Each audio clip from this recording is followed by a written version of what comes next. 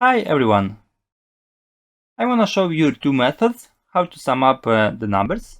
The first one is more difficult one, but it is more interesting. And another one is easier. So let's start from the more difficult. In this case we have the table.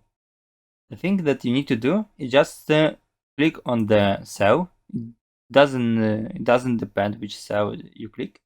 Then go to Insert and choose Table. Excel, in automatic way, select the full table. Press OK. And here, table design, just put on the total row. As a result, you have the total number. The second, easier way, is just to have this table and to select all cells and put sum up.